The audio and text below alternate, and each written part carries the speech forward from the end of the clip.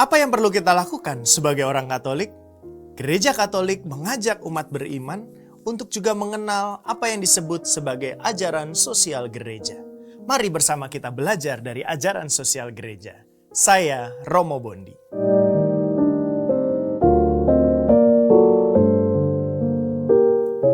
Saudari-saudara yang terkasih, Gereja Katolik pernah menerbitkan sebuah buku berjudul Duket.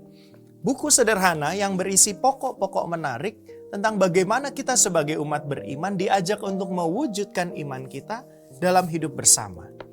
Dalam tema kesejahteraan bersama yang saat ini sedang disemarakan oleh Keuskupan Agung Jakarta, kita diajak untuk memiliki semangat hidup dalam solidaritas dan subsidiaritas. Secara singkat, solidaritas adalah keterbukaan kita pada sesama, dan melalui subsidiaritas kita diajak untuk boleh mengulurkan tangan dan juga bertumbuh dalam hidup bersama. Dari semuanya itu, sebagaimana dikatakan di buku ini, satu semangat utama yang perlu kita miliki sebagai pribadi beriman adalah sebuah semangat partisipasi. Bahwa hidup kita dipanggil untuk boleh berpartisipasi kepada sesama di sekitar kita.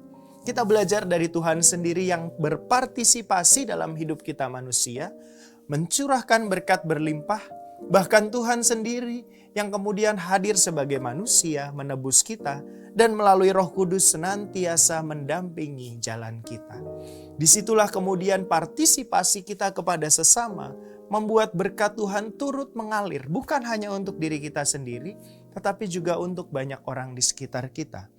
Dikatakan di sini bahwa partisipasi dalam hidup sehari-hari dapat terjadi baik itu dalam keluarga, baik itu terjadi dalam komunitas dimanapun kita berada. Partisipasi itulah yang menyebabkan hidup ini menjadi lebih sejahtera.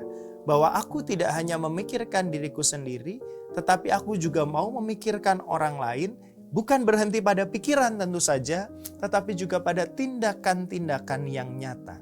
Berpartisipasi mulai dari hal-hal sederhana, berpartisipasi mulai sekarang dan saat ini. Kira-kira apa yang bisa kita lakukan sekarang untuk berpartisipasi dalam hidup sesama? Berpartisipasi dalam berbagai hal. Bisa itu dalam hal ekonomi, bisa hal dalam pendidikan, maupun dalam prinsip-prinsip hidup beriman. Disitulah kemudian semakin mengalir berkat bagi kita semua, sebagaimana partisipasi Tuhan sudah mengalirkan berkat-Nya bagi kita manusia. Dan saudari-saudaraku yang terkasih, dalam partisipasi itulah kita boleh berdoa kepada Tuhan sambil berkata, mengalir kasih dari tempat tinggi, mengalir kasih dari tahta Allah Bapa, mengalir, mengalir, mengalir dan mengalir, mengalir memenuhi hidupku. Semoga dengan hidup dalam partisipasi kepada sesama, berkat yang telah mengalir kepada kita boleh juga mengalir kepada sesama, mewujudkan kesejahteraan bersama. Tuhan memberkati.